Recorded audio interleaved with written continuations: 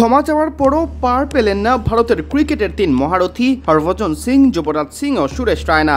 তাদের বিরুদ্ধে জনরোষের পর এবার অভিযোগ করা হলো থানায়। লিজেন্ডের ক্রিকেটের শিরোপা জয়ের পর তবা তবা গানের রিল তৈরি করতে গিয়ে প্রতিবন্ধীদের অবমূল্যায়ন করেছেন এই তিন ক্রিকেটার।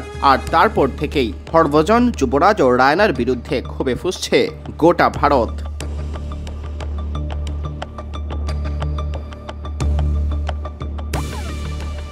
লিজেন্ডস লিগে অংশ নিয়েছিলেন অপশন নেওয়া সব তারকা। সেখানে ফাইনালে পাকিস্তানকে হারিয়ে শিরোপা জেতে ভারত। অনেকদিন পর খেলতে নেমে ক্রিকেটারদের হাড়গোড়ের কি বাজে অবস্থা হয়েছে রসিকতা করে তা বোঝাতে গিয়ে হরভজনরা ওই রিল তৈরি করেন, যেখানে প্রতিবন্ধী ব্যক্তিদের মতো খুঁড়িয়ে খুঁড়িয়ে হাঁটার ভঙ্গি করতে দেখা যায় তাদের।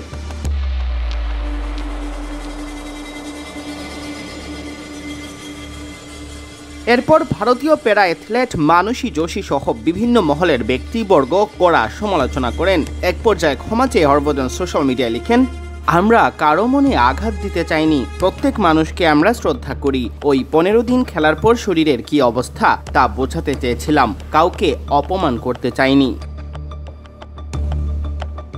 দুঃখ প্রকাশ করে হরভজন আরও লিখেছিলেন, যদি মনে হয় আমরা ভুল করেছি তাহলে সবার কাছে দুঃখ প্রকাশ করছি, এ নিয়ে আলোচনা না করার অনুরোধ করব।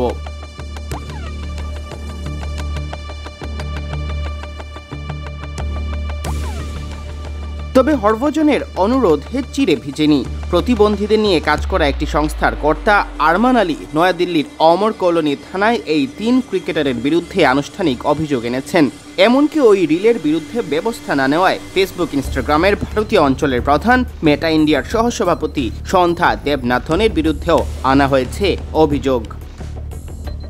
সিয়াম চৌধুরী, বিডি ক্রিক টাইম।